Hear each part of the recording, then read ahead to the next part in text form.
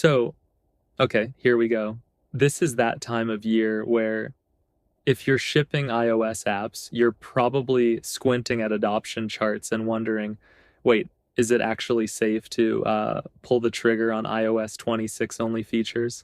And, if you're solo living that Swift UI Xcode AI tools workflow, this stuff matters more than most people admit. I've got the telemetry deck chart up, and not gonna lie, I've been refreshing it a lot lately, just trying to get a feel for where we actually stand. It's that indie dev vibe, always kind of half paranoid, half excited. Just real quick, I'm Daniel. I've been living in the iOS trenches for over 8 years. Started out freelancing, working with clients, bouncing between all sorts of projects. But after Dub 25, I went all in on solo dev life. Since then, I've crafted over 10 of my own apps, started building everything in public, and honestly, right now, pretty much all my energy goes into making this solo studio into something that lasts. Not just another round of quick MVPs or AI slob, the kind of apps that actually scale up. And yeah, I'm sharing every bit of that on Crafters Lab. It isn't just another tutorial site or some AI clone farm. This is my actual home base. It's for solo devs who want to use AI like a real teammate, not like a vending machine. If you're serious about leveling up, building with care, and making apps that actually last, you'll feel right at home. And yeah, if you're still hanging on with Patreon, huge thanks. But heads up, everything's have moved over to crafterslab.dev. That's where it's all happening now. So come be part of the crew. Would love to have you building with us. And so the first thing that jumps out is just how fast, and also how not fast, iOS 26 has landed. Here we are, almost 6 months in, and we're at 66.5% adoption. That's actually pretty wild, but it's not quite the same rocket curve you get some years. You can see on the chart, iOS 18 is still hanging on, 28% of users, which for me is kind of the story of this whole release. And look, I get why people are hanging back. iOS 26 brought the liquid glass redesign, and man, that one's been divisive. You ever talk to users who absolutely hate the new vibe? I mean, some folks just do not want to see another ripple or shimmer on their lock screen. Some love it, some refuse to upgrade just because of that. It's a real thing. And you feel it in adoption. The people who always update day one, they're on 26, but there's a chunk of the base who are just holding the line, sticking to what feels safe. So, for us, it means living in this weird limbo where you could use the new AP is, but you're always double checking. Am I cutting out a third of my users? Is this the moment I drop iOS 18 support, or do I wait?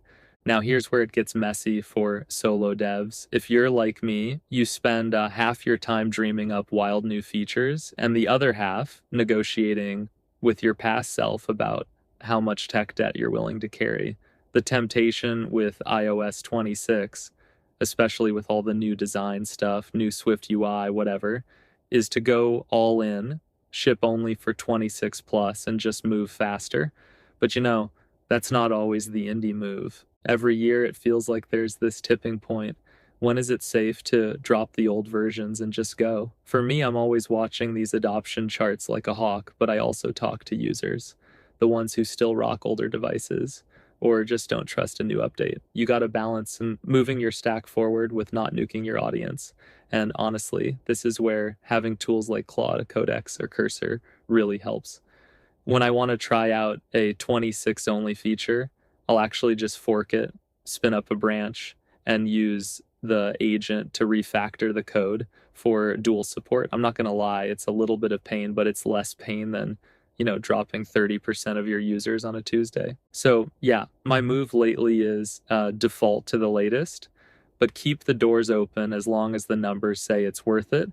If I see that 80% line cross, I go all in. Until then, it's a careful dance and, lots of late night build settings tweaks. Okay, here's the honest part. What am I doing about iOS 26 adoption right now as a solo dev? I'm testing everything on both. I've got my main build running on iOS 26 for all the new stuff, the Liquid Glass UI, new Swift UI layout magic, all the feels like the future stuff. But I keep an iOS 18 build around, mostly for regression tests and just, not waking up to angry emails from longtime users who suddenly can't update. And yeah, this is where AI coding agents are just saving my brain lately. Claude and Cursor are my check the code crew. If I have to refactor a feature for both 18 and 26, I'll literally brief the agent with my constraint. Hey, make this work on 18, but if 26 is present, use the shiny new API. Sometimes it's just a couple if-lets, sometimes it's more, but I don't have to memorize every single deprecation. The agent just flags it for me. It's not perfect, but it keeps me moving. And here's the sneaky win. As more folks finally switch to 26, I'm baking a migration plan right into my docs, so I know exactly which features I can drop legacy code for and when. That way, when the chart finally tips, I don't waste a week ripping out old branches. Just one more reason to keep those project rules tight and keep your AI agents briefed. It's kind of the ultimate solo dev hack. You get to move fast, but you don't lose your mind. So, yeah, here's the honest take. iOS 26 adoption is moving, but not quite fast enough to just leave everyone behind. If you're solo, you're always living in that gap. New tech, old users, and a little bit of chaos every time you hit build. My advice, ride the line, use your AI stack to save your energy. And when you see that next 10% bump, be ready to cut the cord. Until then, keep your project flexible, keep talking to users, and, enjoy the mess. It's the indie way. And, if you want to actually go deeper, check out crafterslab.dev. It's not just some tutorial dump. It's not another AI clone farm. It's honestly my home base. I built it for solo devs who treat AI like a real teammate, not just a button you smash when you're stuck. And, it's packed. You get full walkthroughs, like actual short video tutorials, a ton of Claude code skills, and yeah, resources means straight up downloadable zips you can drop right into your project. Members get to actually riff in the comments, ask follow-ups, go back and forth, and yeah, that's just the start, because the real core is the Notion team spaces. My live playbook, members get a front row seat to my command center. Every app I'm building, all the .md files I'm actually using on real projects, the prompt library, the docs I'm writing as I go, and all the automations I'm wiring up behind the scenes. There's a full curated Swift and Swift UI library team space too, not just some pile of old auto-generated files, but real up-to-date stuff. It's packed with the kind of deep dive keynotes and private talks I paid some $100 for, honestly.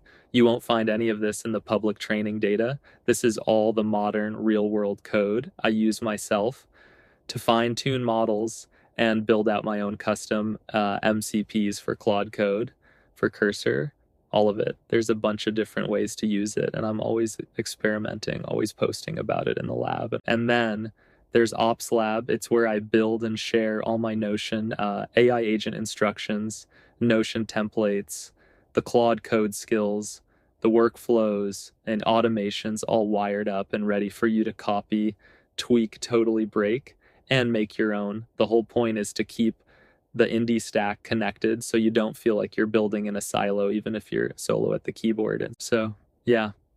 If you want to get in before it gets busy and prices start moving, now's kind of the sweet spot. The crew's still small, super hands-on, and honestly, it feels way more like a behind-the-scenes dev lounge than some giant faceless forum. Would love to see you in there, swap some stories, maybe even learn something from what you're building next. So keep building, keep tweaking, and don't let the adoption chart drive you nuts. Catch you in the next one. Peace.